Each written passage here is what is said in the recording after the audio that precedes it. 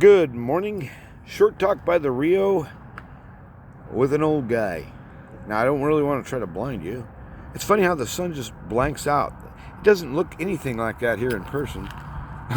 Well, maybe there's a filter. Oh, you know what? There is talk of all that high altitude particulate stuff, that hazy stuff. I do remember seeing that, and it looks like there might be something off that way. If you look at the top level of the clouds, about right there, just nicely above the tree, there's a haze in the air. Huh. Funny, I didn't even notice that. So just trying to make sure I got my good stuff. Gonna take a little walk down here, and I thought, well, we could do a little talk along, walk along. How about that? So official intro says, hey, listen to this. I can make beep sounds automatically. Oh, that was my thumb. Okay, so short talk at the Rio on the walkaway thing, at least for now, with an old guy. That'd be me. Welcome to all the new listeners, we hope. And I was thinking about some of the stuff I've been watching. There's a producer. He makes his YouTube. Now, he does a lot more professional job.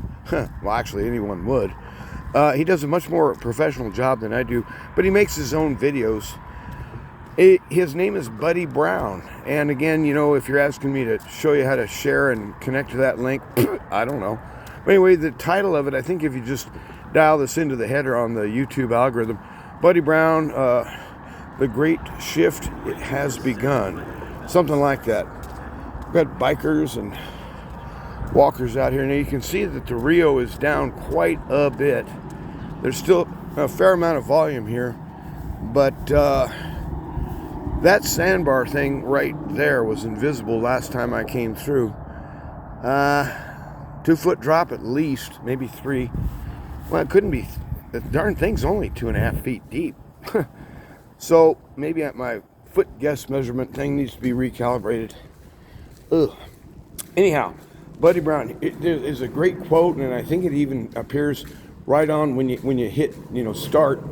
If you stand with Palestine, then go stand in Palestine. It's a real good video. It has a lot of good American kind of theme stuff in there. He mentions God and everybody, so so many producers. If you get into, there's a kind of a stream of videos out there that are, I'm going to say, a little bit more esoteric. In other words, it's spiritual principles, but not necessarily from the perspective of the Spirit of God. So, just by virtue of it being spiritual is not necessarily a wholesome endorsement. All it says is it didn't come out of purely human making. Newsflash, most ideas are that way. In other words, humans have lived in this world for a long time, but a lot of the stuff we've made, a lot of the tech we have, was received information and transmitted by the enemy, if you'd like to know, or his agents. And so you had a lot of angelic technology in the ancient world, which was working out to be what we would call magic, necromancy, bizarre levels of sorcery. All kinds of supernatural manifestations can occur when this, I call it ex-angel tech.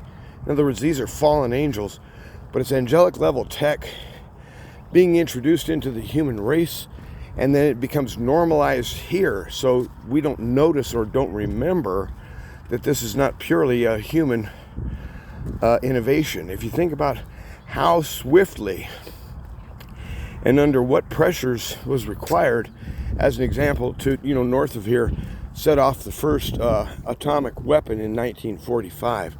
That was a tech leap that occurred in practically a blink of an eye, historically speaking.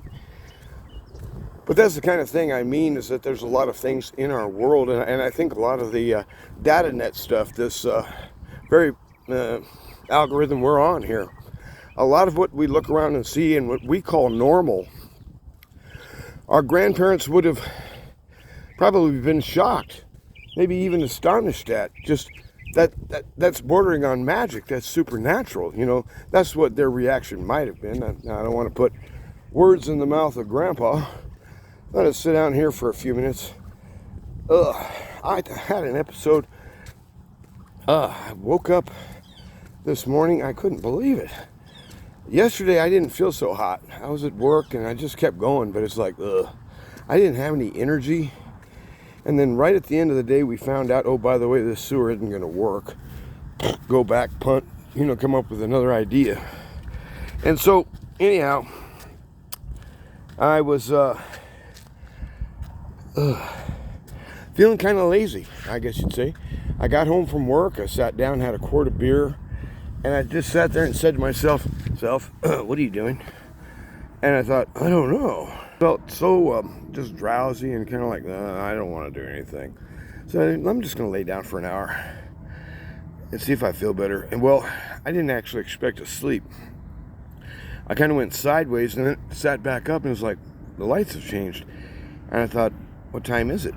And so I looked at the clock and it said something like 7:18, but I thought, that can't be right. The light is all wrong. I mean, outdoors. Because see, the sun had already gone down. I thought it was 7:18 in the morning. I'd slept for maybe an hour and a quarter, hour and a half, I don't know. And I thought I'd slept all night long. I thought I was looking at 7 in the morning and thinking, the sun has moved. This is scary. And then I thought, oh, it's probably PM, huh? So I came out, checked the phone. Yep, phone says the same time, so my clock isn't lying. I couldn't believe how much different I felt. I was just like, ugh. So anyway, I thought, well, I'm kind of done with sleep tonight. No, you're not. And so I laid back down again. This time I woke up, it was like maybe, I don't know, 12:30 or something. I wonder if I even brought a lighter. I was going to smoke a cigarette. I hope you don't mind. Children, close your eyes, please. He's doing something horrible. If I could figure out, I may not even brought a lighter. Knowing me.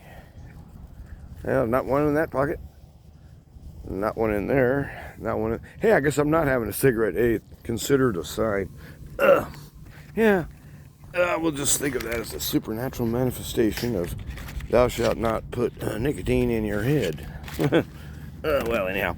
So anyway, getting back to this tech idea and stuff, I was kind of mumbling about earlier. The rate of, what do you call it? Progress, I guess you'd call it progress. Is building better nerve gas, is building better, viruses easily transmitted. That's what that gain of function stuff is all about. That you paid for through Fauci to the Chinese. Is that genuinely progress to be able to build things like that? Well, anyway, this Buddy Brown guy.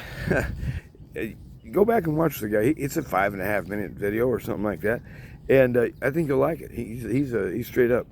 So anyway, I was thinking in terms of all this, where it's like, the world appears to be falling to pieces, more or less before our eyes. Is there something I should be attending to at this point? I mean, other than just sitting around, kind of eating popcorn at a safe distance and watching it. I mean, is there some involvement I should have that? Or you should. I mean, should we be paying attention here? And that's kind of the way it feels to me. It's kind of like, boy, I'm not sure, but I think I missed something in the instruction kit. And at this point of the game, was there something I was supposed to be doing? Because it's kind of like institutions are falling apart. The public trust is at absolute all-time lows. Trusting anyone or anything other than directly my friends and family and close neighbors.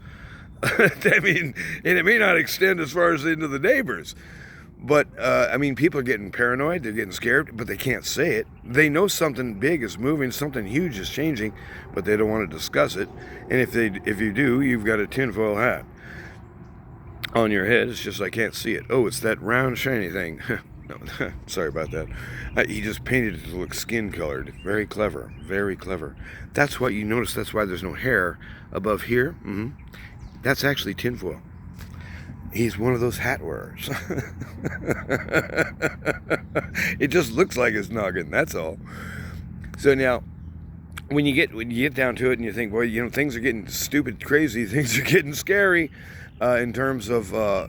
golly, is anyone in charge of anything? And the people who appear to be in charge appear to be demonically possessed. I mean, I don't even know who the big wigs really are. You know, Mr. HQ, I'm making the decisions around here. We're going to poison the air with tons and tons and tons of junk, which is bad for every living thing on the planet. We're aware of that. We've made the decision. We're paying for it. Make it happen. Whoever that person is has got to be demonically possessed. Because it's essentially you're saying, well, hey, let's kill Mother Earth. I mean, and all the living things in it. How do you win by doing that? I mean, what's your end game strategy, Mr. Evil Twisted Bastard? It just seems like it's a suicide cult.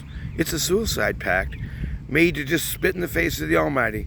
Just say, you can't win, and I give up, and I'm burning the house down over me. No, you're not. He's going to burn the house down for you. And you'll know exactly why when he shows. He's coming in something called uncreated fury. Whatever that is, trust me, you don't want to cross him up on that one. You're going to lose. Big time. No coalition of creatures could ever possibly hope to contend with their maker.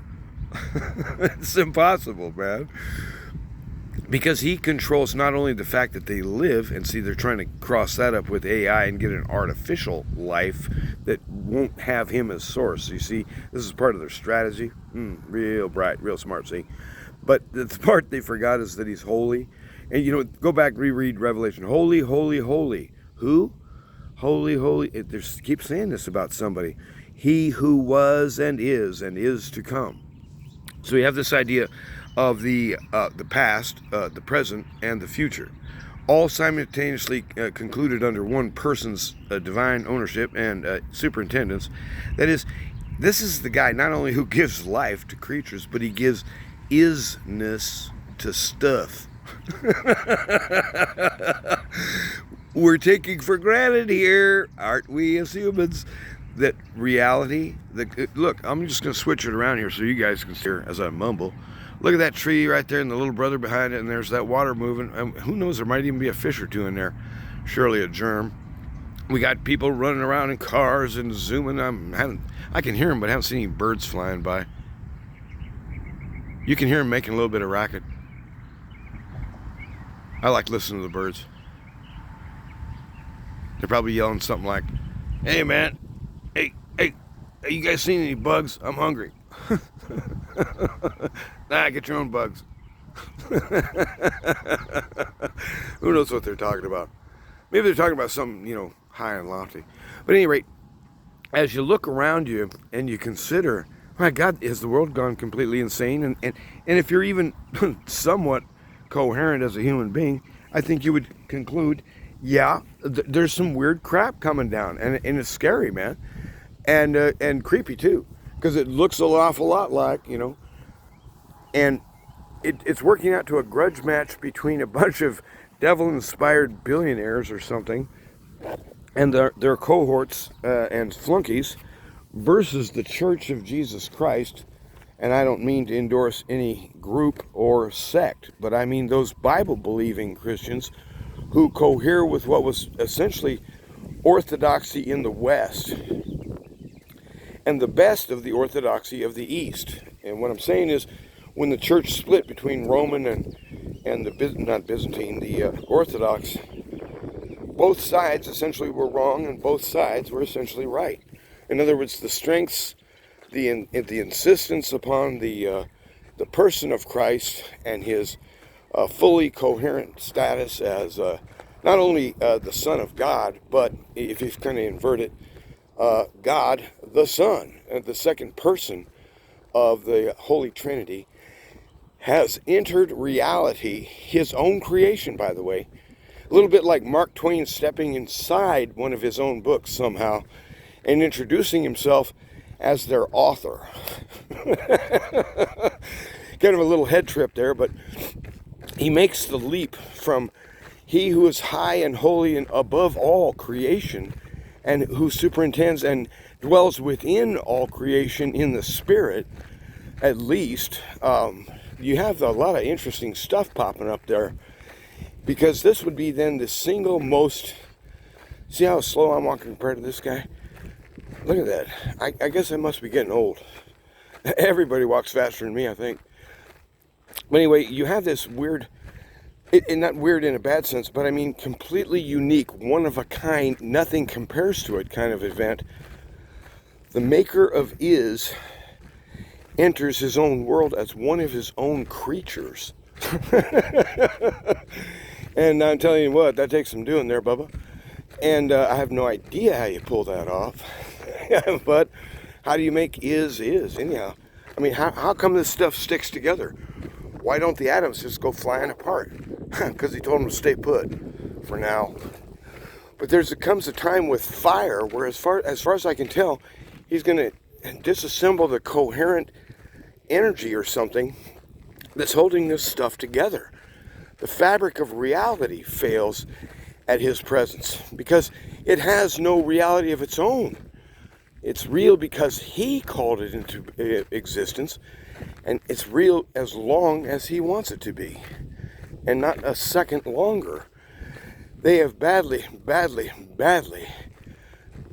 underestimated him on this score, and the net result will be a catastrophe for them. But it'll be the salvation of, and getting back to Buddy, it'll be the salvation of Israel. And a lot of Gentiles got a problem with Israel over there because it's like, well, they're biblical and, we know God promised to bless them, but they're not believing in Jesus. And so they're still technically his enemies. So what do we do with these guys? We pray for them. So we pray for the peace of Jerusalem, even as it says in the Psalm at least once. So the difference is this. It isn't that in ancient Israel there was one deal called, I'll save you if you try real hard according to the rules of Moses, and then I'll kind of not notice the fact that the perfection gig didn't quite fly. I'll call it good intention. No, there was never any salvation under law. Law is what points out our sin. Law is the evidence against us. But he has turned things, he has sort of switched them around. This one who entered the story from the outside, he's switched things around through his own actions and his own interceding and the work at Calvary to essentially invert the situation where we suddenly realize Israel was saved by grace through faith. Israel was saved under the sacrifice once made. Israel was saved through faith in her Messiah. King David, excellent example. There's all kinds of Old Testament saints we look up to, and rightly so. I mean, it's not like they're some sort of strange bird. They're the genuine article. What's happened is the covenant was so great and so abundant and so overwhelmingly good that Israel, yes, was included, but she is as a picture and a symbol of sort of priesthood. There's a lot of stuff to unpack in there. But what happened was the Gentiles have been joined into believing Israel. We've become the part of the true Israel. So there's really one covenant of grace across time. It was always true that if you're going to be saved, you will be saved on the basis of the works of the other, the one who came to find us, our King. And when we have issues among us where people are trying to blow up the world and poison people and all, I mean, what is the net gain for the government to be poisoning its own people? How do they win? And it's powers like this that we're dealing with. They are not coherent. They are not rational. You can't ask them to make sense because it's beyond them. There's no making sense of this idea of we're going to have poisons in the water, poisons in the food, poisons in the atmosphere, and we're going to say, well, somebody's got an upside here. Well, I don't think so. If you kill the biosphere, if you kill all the green stuff and all the living things, which is apparently what someone's trying to do, and they appear to be getting away with it, where is your stand then? Now you've got a sterile planet. You just created what, Mars 2? I mean, yeah, it still has an atmosphere, but nothing grows.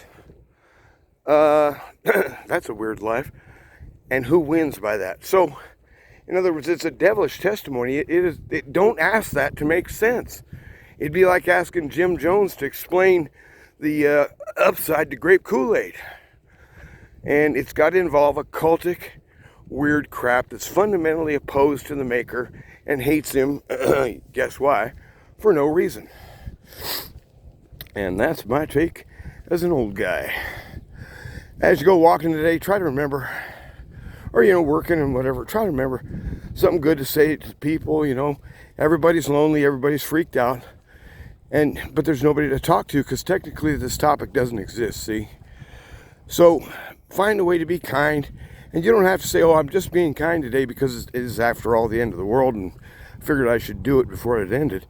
No, although that might be a bad idea. No, what I mean is, find a reason to be good to somebody. Find a reason to invest a little bit of time or effort into someone else's life and say, hey, you know what? I just want to make it right, so, make your life a little bit better, Help take at least one brick off your back, and that way you don't have to worry about that stuff. So if you can fix something or, make something right, and it might benefit somebody, it'll be good for you too to do that kind of stuff, because you need to practice this stuff. Me too. We need to learn to get good at being better. Hey, good morning. We need to get good at learning to be better. How about that? But we don't do it on our own strength. Why would we? What's the gain in that? If we're still condemned by our own selves, then we need to learn to just quit trusting that there was anything ever that I could have done that would have made me, so to speak, acceptable without Messiah. In other words, we keep trying to muscle him out of the picture. If we get Jesus out of the picture, what is the one thing we can do to demonstrate our righteousness, our acceptability? Nothing. Everything we do is evidence against us. And the harder we try, the worse it gets. He frees us from sin and therefore from all condemnation. And being freed from condemnation, we are thereby freed to be gentle with others and not strike out, which they so richly deserve. I want to be more like Jesus. So anyhow, you guys have a good day now. Oh, I guess I should let charming mug. You guys have a good day. Get out in the sunshine, and don't forget to find a reason to just go over to somebody and say, you know what, let's have some fun. You know what I mean? Here, have a donut. It's Halloween's coming up. Time to pass out the donuts, I guess. Donuts and Halloween, not a bad idea.